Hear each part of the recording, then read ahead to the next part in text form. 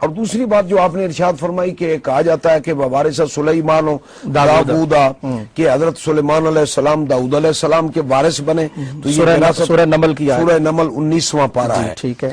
تو یہاں سے پورے مفسرین کرام کو آپ پڑھ کے دیکھیں کہ وہاں سے انہوں نے وراثت لکھی ہے علم کی اور مشن کی اور نبوت کے فیضان کی. آگے اس کی تفسیر قرآن کے الفاظ میں موجود ہے. وقال وراثت پا کر سلیمان علیہ السلام نے فرمایا یا ایھا الناس علمنا منطق الطیر. بالکل صحیح. اللہ تعالیٰ نے تو مجھے بہت بڑا وسیع علم عطا فرمایا جو میں نے اپنے والد پاک کی وراثت میں لیا ہے. قرآن مجید کی آیات ہی آگے تفسیر کر رہی ہیں، قرآن کر رہا ہے. قرآن مجید کو سمجھنا. اور مفتی صاحب کو یہ جو الفاظ ہے ناظرین کا بڑی توجہ طلب ہے کہ قرآن مجید کی تفسیر اپنی رائے کے مطابق کر لینا جو قرآن آگے بیان کر رہا ہے. اور مفتی صاحب میں چاہوں گا اس کی بڑا آپ وضاحت فرمائیں کہ تفسیر جو ہے میں چاہوں گا کہ بہت اہم نقطہ آپ نے بیان فرمایا. جی. وقال یا ایھا الناس علمنا منطق الطیر. آپ فرماتے ہیں کہ اے دنیا کے لوگوں مجھے اپنے باپ کی وراثت ملی ہے اور وہ کیا ہے؟ اتنا وسیع علم ہے کہ میں جانوروں تک کی بولیاں جانتا ہوں. صحیح. یہ نبی اللہ کا علم ہوتا ہے، بڑا وسیع ہوتا ہے. وَأُوتِينَا مِن كُلِّ شَيْءٍ. یہ حکومت ہے. بالکل صحیح. حکومت اور دولت علم. یہاں سے یہ کہیں سے بھی ثابت نہیں ہوتا کہ آپ نے آپ کا کوئی مکان ہو یا زمین ہو یا درم ہو یا دینار ہو یہ وراثت کے طور پر پائے ہیں. جب قرآن بتا رہا کہ سلیمان علیہ السلام اعلان کر رہے ہیں جسے آپ کہتے ہیں نا ببانگ دوہل، یہ بات بتا رہے ہیں یا ایھا الناس دنیا کے لوگوں سن لو میں نے جو وراثت میں پایا وہ ہے میرے والد پاک سے علم کا وسیع خزانہ اور جو نبوت کے لائق ہے وہ خزانہ. اور اس کے ساتھ ساتھ وَأُوتِينَا مِن كُلِّ شَيْءٍ إِنَّ هَذَا لَهُوَ الْفَضْلُ الْعَظِيمُ. ہمیں اللہ پاک نے حکومت بھی عطا فرمائی ہے تخت سلیمانی اور یہ اللہ تعالیٰ کا بہت بڑا فضل ہے. لہذا قطعی طور پر قرآن و حدیث میں انبیاء کرام کی وراثت مالیہ کا کوئی تصور نہیں ہے. اگر میں ایک اور بات آپ کی وساطت سے ناظرین کی خدمت میں عرض کرنا چاہوں گا، اگر نبی اللہ اپنے کنبے کو وراثت کے طور پر نوازے تو یہ نبی کی حیثیت پر ایک جرح ہے. نعوذ باللہ من ذالک. انہوں نے پراپرٹی اکٹھی کر لی، خود پراپرٹی اکٹھی کر لی، الزامات اغیار لگا دیتے ہیں. نبی تو امت کا باپ ہوتا ہے اور امت نبی کی اولاد ہوتی ہے، اس کی وارث ہوتی ہے. جب حضور علیہ الصلوۃ والسلام پردہ فرما رہے تھے تو اس وقت آپ نے فرمایا کہ عائشہ سے کہو میرے سرانے کچھ اشرفیاں پڑی ہیں اور میں چاہتا ہوں کہ یہ بھی صدقہ کر دو تاکہ اللہ تعالیٰ کی بارگاہ میں.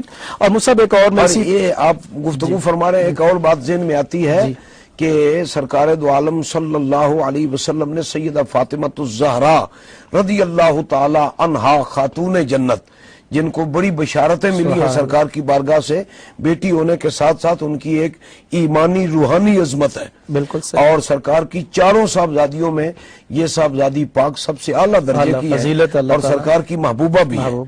بڑی پیاری بیٹی ہیں. یہ غلام مانگنے آئی تھی خدمت کے لیے تو میرے آقا صلی اللہ علیہ وسلم نے ان سے فرمایا بیٹی تو سید الانبیاء کی لخت جگر ہے، تو اس دنیا کے مال کو کیا کرے گی، تو اللہ اللہ کیا کر. تسبیحات جو ہم پڑھتے ہیں یہ جو سبحان اللہ الحمدللہ اللہ اکبر نماز کے بعد کی تسبیحات ہیں مستحب ہیں سنت ہیں، یہ وہی تسبیحات ہیں جن کی تعلیم سرکار دو عالم نے سیدہ کو عطا فرمائی. اور مفصب یہاں سے وارث سلیمان و داؤدا، اگر یہ وراثت مال کی ہوتی تو داؤد علیہ السلام کے صرف اکیلے بیٹے سلیمان علیہ السلام تھے یا اور بھی بیٹے تھے؟ اور بھی آپ کے بیٹے ہیں، اولاد اور بھی ہے. ہاں تو یہ اس پر ذرا میں چاہوں گا کہ اگر فقط وراثت مال ہوتا تو نبی کیسے کر سکتا کہ ایک بیٹے کو دے دے اور جو باقی بیٹے ان کو وراثت نہ دے؟ جی شاہ صاحب آپ نے بڑی اہم پہلو کی طرف آپ نے توجہ دلائی کہ آپ کی اولاد امجاد تو اور بھی ہے اور بھی بیٹے تو کہیں بھی وراثت کا ذکر نہیں ہے. حالانکہ اسلام کا اور ہر شریعت کا یہ قانون ہے کہ جب وراثت مالی ملتی ہے تو سب کو میرٹ پر ملتی ہے. بالکل صحیح. نعوذ باللہ ظلم تو ہے نہیں کسی شریعت میں. اور یہاں چونکہ دوسری اولاد کا وراثت نہ پانا صرف حضرت سلیمان علیہ السلام کا ذکر ہونا تو یہ بات بھی اس بات کی تعین کے لیے کافی ہے کہ اس وراثت سے مراد وراثت مالیہ نہیں ہے، وراثت علمیہ ہے، منصب نبوت ہے، اور دنیا پر اللہ اور اس کے رسول کے قانون کی حکومت ہے۔ وہ سب دوسری آیت لائی جاتی وَيَرِثُنِي وَيَرِثُ مِنْ آلِ یعقوب، حضرت زکریا علیہ السلام کے بارے میں۔ جی وہ بھی یارثنی و یارث من آل یعقوب جو ہے نا، وہ بھی وراثت علمیہ اور منصب نبوت کے حوالے سے ہے، نہ کہ وہ مال کے حوالے سے ہے۔ کہیں بھی کسی تفسیر کو بھی آپ اٹھا کر کے دیکھ لیں، وہاں وَيَرِثُنِي وَيَرِثُ مِنْ آلِ یعقوب، آل یعقوب کے اندر چونکہ بہت سارے انبیاء کرام علیہ اور السلام ہیں، یہ بھی دیکھیے کہ حضرت یعقوب علیہ السلام اور زکریا علیہ السلام میں کتنا فاصلہ ہے، فرق بہت۔ یہاں کتنے، اگر وہ جو یعقوب علیہ السلام کی پراپرٹی تھی وہ ابھی تک جاری ہے زکریا علیہ السلام تک، یہ بھی آپ غور فرمائیے گا۔ جی یہاں جیسا کہ میں نے شاہ صاحب عرض کر دیا کہ یہاں جہاں بھی وراثت کا لفظ ہے نبوت کے حوالے سے، وہ سارے مفسرین کو بھی آپ پڑھیں گے اور خود قرآن سے قرآن کی تفسیر کریں گے تو وہ علم اور منصب نبوت کے معنی میں متعین ہے۔ صحیح۔ اور اگر مان لیا جائے خدا نہ خواستہ ایک لمحے کے لیے کہ مالی وراثت ہے، اس میں نہ جانے کتنے اعتراضات کھڑے ہوں گے، کتنے سوالات ہوں گے، کتنے ڈاؤٹس پیدا ہوں گے اللہ تعالیٰ ذوالجلال والاکرام کی شریعت پر اور نبی اللہ کی سیرت پر۔ یہ تو انتہائی مخالف مفہوم ہے قرآن و سنت